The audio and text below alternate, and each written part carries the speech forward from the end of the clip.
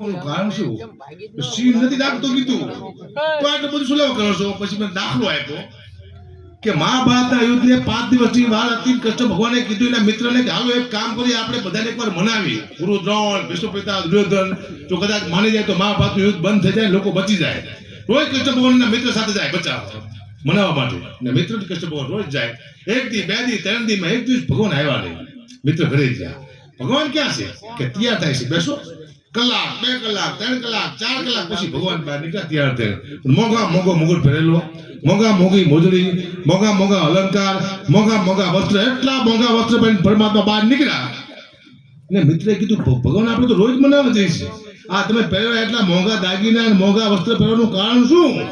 તારે ભગવાને કીધું કૃષ્ણ ભગવાને કે આ જેના ઘરે જઈ છે એનું નામ છે દુર્યોધન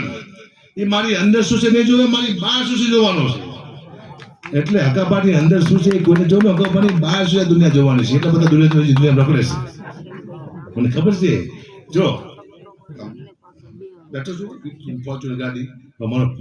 આવે ને ભોગવટ કરવા માટે એ લોકો નક્કી કરી લે હકાબા 20,000 માં નહીં આવે એ લોકો નક્કી લે હું તો કરતો નથી આ જોઈને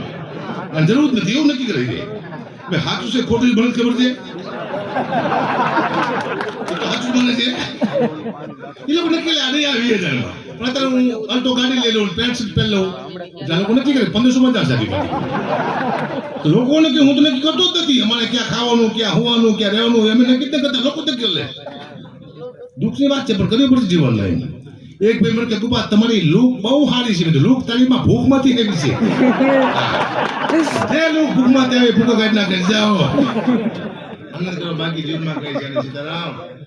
મજાક લેવાની સાધુ સંતોએ કીધી વિચાર જવા બાપુ ચોટીલાથી મહંત બધા સાધુ સંતો બધા છે નામ ના આવડતા મહાપુરુષ બાપા વાય દર્શન કરું તો નામ નથી આવડતા શું કરવું 2 આવડે 3 નો આવડે ત્રીજો તો ખોટ લાગે કે ભાઈ આપણું નામ કેમ રહી ગયું એટલે તમામ સાધુ સંતો એમ લેકિન લખીને આપો તો નામ બોલે મને એવું કઈ છે નહીં કારણ કે મારા બાપુ સાધુ થઈ ગયા હતા પણ બધું વેચીને થયા પેલાથી આવતો હોય હું શાંતિથી બેઠું કે ખાતો 5 વાગે વેચી સાધુ થઈ ગયા બોલો આમ તો નવું થઈ જાય મારા બાપુને કઈ કામ હતું બધી વસ્તુ વેચી નાખતા